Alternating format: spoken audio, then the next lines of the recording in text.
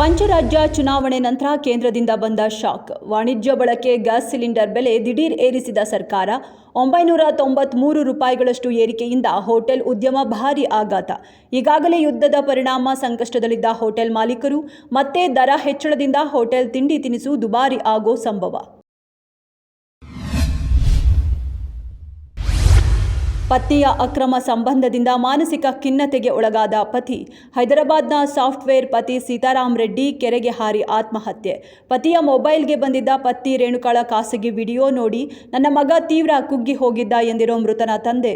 ಉದ್ಯಮಿ ರಮಣರೆಡ್ಡಿಯೊಂದಿಗೆ ರೇಣುಕಾಗೆ ಇದ್ದ ಅಕ್ರಮ ಸಂಬಂಧವೇ ಆತ್ಮಹತ್ಯೆಗೆ ಕಾರಣ ಎಂದು ದೂರು. ಮೇ 1ರಿಂದ ದೇಶಾದ್ಯಂತ ಎಲ್ಪಿಜಿ ಸಿಲಿಂಡರ್ ಬುಕಿಂಗ್ ಮತ್ತು ವಿತರಣಾ ನಿಯಮಗಳಲ್ಲಿ ಮಹತ್ವದ ಬದಲಾವಣೆ. ಅಕ್ರಮ ತಡೆಯಲು ನಗರಗಳಲ್ಲಿ 25 ಹಾಗೂ ಗ್ರಾಮೀಣ ಭಾಗದಲ್ಲಿ 45 ದಿನಗಳಿಗೊಮ್ಮೆ ಮಾತ್ರ ಬುಕಿಂಗ್ಗೆ ಅವಕಾಶ. ಮೇ 1ರಿಂದ ಡೆಲಿವರಿ ಅಥೆಂಟಿಕೇಷನ್ ಕೋಡ್ OTP ಕಡ್ಡಾಯವಾಗಿದೆ. ಬೆಂಗಳೂರಿನ ಸಂಜೀವಿನಿ ನಗರದಲ್ಲಿ ಲಿವ್ ಇನ್ ರಿಲೇಶನ್ಶಿಪ್ನಲ್ಲಿದ್ದ ಮೇಘಾಲಯ ಮೂಲದ ಯುವತಿ ಆತ್ಮಹತ್ಯೆ. ಪ್ರಿಯಕರ ಬೇರೆ ಯುವತಿಯೊಂದಿಗೆ ಮಾತನಾಡ್ತಿದ್ದಾನೆಂದು ಅನುಮಾನದಿಂದ ಇಬ್ಬರ ನಡುವೆ ಜಗಳ.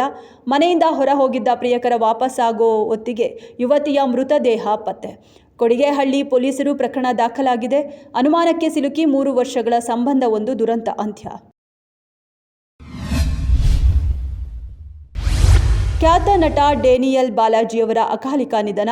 ತಾಯಿ ರಾಜಲಕ್ಷ್ಮಿ ತೀವ್ರ ದುಃಖದಲ್ಲಿದ್ದು, ಮಗ ಕಟ್ಟಿಸಿದ್ದ 80 ಕೋಟಿ ಬೆಲೆಯ ಅದ್ದೂರಿ ಬಂಗಲೆಯನ್ನ ತೊರೆದು ಆವಡಿಯಲ್ಲಿರೋ ದೇವಸ್ಥಾನದ ಬಳಿಯ ಪುಟ್ಟ ಗುಡಿಸಲಲ್ಲಿ ವಾಸಿಸುತ್ತಿದ್ದಾರೆ. ಮಗನ ಅಗಲಿಕೆಯ ನೋವು ತಾಳಲಾರದ ಈ ನಿರ್ಧಾರ. ಖ್ಯಾತ ನಟನ ತಾಯಿ ರಾಜಲಕ್ಷ್ಮಿಯವರ ಪರಿಸ್ಥಿತಿ ಕೊಂಡು ಅಭಿಮಾನಿಗಳು ಕಣ್ಣೀರು. ಕೇವಲ ತಮಿಳು ಮಾತ್ರವಲ್ಲದೆ ಕನ್ನಡ ಚಿತ್ರರಂಗದಲ್ಲೂ ಡೇನಿಯಲ್ ಬಾಲಾಜಿ ತಮ್ಮ ಛಾಪು ಮೂಡಿಸಿದ್ರು.